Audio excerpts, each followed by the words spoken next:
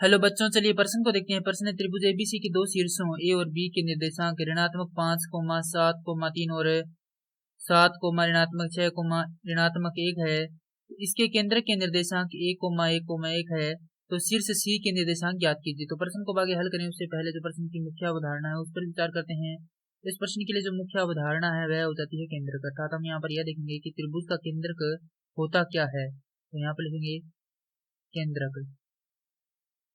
क्योंकि हम त्रिभुज के बारे में बात कर रहे हैं तो वह बिंदु जहां त्रिभुज की तीनों माध्यिकाएं परस्पर प्रतिच्छेद करती हो केंद्रक कहलाता है। और इसे ज्ञात करने के लिए सूत्र होता है हमारे पास x बराबर, यानी कि इसके निर्देशांकों के लिए तो x बराबर होता है x1 योग में x2 योग में x3 बटा 3 कोमा y1 योग में y2 योग में y3 बटा 3 कोमा z1 योग में z2 योग में z3 बटा में 3।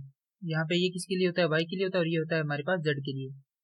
यानी z निर्देशांक के लिए हमारे पास z के जो तीनों मान है उनका योग करके भाग का 3 लगा देते हैं और y के लिए y के जो तीनों मान है उनका योग करके 3 का भाग लगा देते हैं और इसी प्रकार x के लिए x के तीनों मानों का योग करके और यहाँ पर हमारे पास 3 का भाग लगाते हैं। अब यहाँ पर x1 x2 ये क्या है ये भी हम यहाँ पर समझ लेंगे।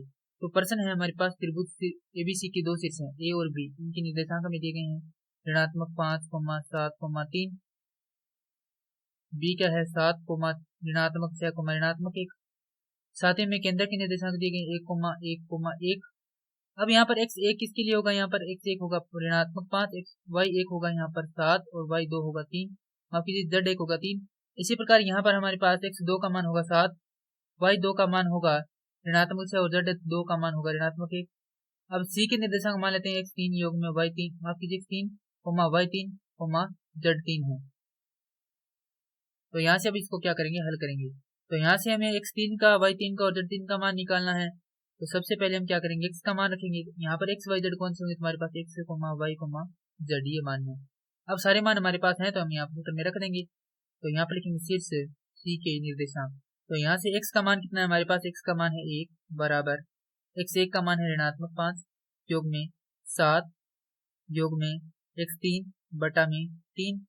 हल करेंगे इसे तो हमारे पास यहाँ से 3 का इधर गुणा हो जाएगा तो ये होगा 3 बराबर 2 योग में x3।